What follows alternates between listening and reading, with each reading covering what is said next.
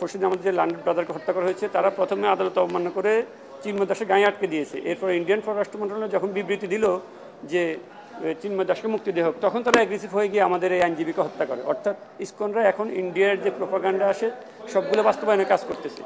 হিন্দুদের জন্য মন্দির আছে, তাদের গুরুকুল আছে, তারা শিক্ষা নেবে গুরুকুল থেকে এবং প্রার্থনা করবে মন্দিরে। এই ইসকন এই যে সংস্থাটা আছে, এটা অলরেডি 10টা রাষ্ট্রে নিষিদ্ধ এবং বাংলাদেশেও তারা তাদের সন্ত্রাসী কার্যক্রম চালিয়ে যাচ্ছে এবং সেটা এখন অলরেডি আপনাদের সামনে প্রমাণিত।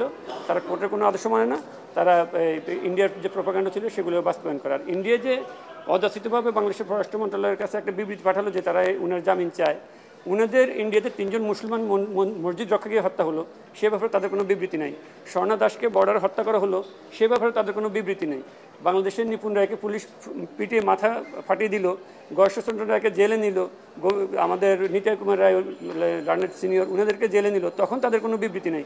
কিন্তু ইসকনের ব্যাপারে উনাদের একমাত্র ইন্টারেস্ট হওয়ার কারণ হলো তারা তাদের প্রত্যেকটা প্রোপাগান্ডা ইসকনকে দিয়ে, অর্থায়ন দিয়ে, অস্ত্র দিয়ে, বুদ্ধি দিয়ে সহায়তা করে বাংলাদেশটাকে অস্থির করে রাখছে। তারা চাচ্ছে এই দেশে যদি আপনার এই যে হায়দ্রাবাদ অথবা সিকিমের মতো যদি একটা রাষ্ট্র তারা প্রতিষ্ঠা করতে পারে, দেশে যদি দাঙ্গা লাগাতে পারে, তাহলে তারা খুব সহজে বাংলাদেশটাকে দখল করে নিতে পারবে। কারণ তাদের অতীত ইতিহাস হচ্ছে হায়দ্রাবাদকে দাঙ্গা লাগিয়ে দখল করা, তাদের অতীত ইতিহাস হচ্ছে সিকিমকে তারা দাঙ্গা লাগিয়ে দখল করে নিয়েছে। এখন তারা ইসকনের মাধ্যমে, সন্ত্রাসী কার্যক্রমের মাধ্যমে বাংলাদেশে যদি দাঙ্গা লাগাতে পারে, তাহলে তারা বাংলাদেশটাকে খুব সহজে দখল করে নিতে পারবে। আমরা যখন হিন্দু মুসলিম দাঙ্গা লিপ্ত হয়ে যাবে তখন তাদের দখল করে নেওয়াটা খুব সহজ হয়ে যাবে। 3টা মামলা হয়েছে, যে তারা বলছে যে সিসিটিভি ফুটেজ দেখে অলরেডি 3টা মামলা হয়েছে। একটা মামলা 30 জনকে গ্রেপ্তার করা হয়েছে, আরেকটা মামলা 6 জনকে গ্রেপ্তার করা হয়েছে এবং বাকিটা আন্ডার ইনভেস্টিগেশন আছে। দেখে সিসিটিভি ফুটেজ দেখে পর্যায়ক্রমে তারা তাদের কার্যক্রম চালিয়ে যাচ্ছে এবং মোট 30 জন আর 3 জন, টোটাল 33 জনকে গ্রেপ্তার করা হয়েছে।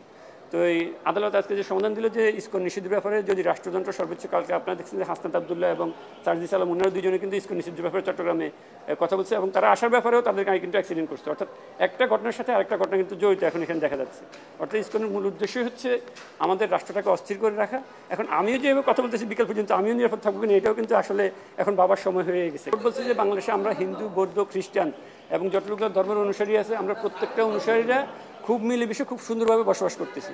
এবং হিন্দুদের ব্যাপারে আমি খুব ওনারা আমার বন্ধু, আমার ভাই, আমাদের ধর্মের বিরোধী হতে পারে কিন্তু আমরা একসাথে মিলেমিশে আছি। কিন্তু ইসকনের মাধ্যমে ইন্ডিয়া তার প্রোপাগান্ডা বাস্তবায়ন করতে চাচ্ছে, এটা হচ্ছে আমাদের সবচেয়ে আবেগ এবং উদ্বেগ এবং চিন্তার বিষয়।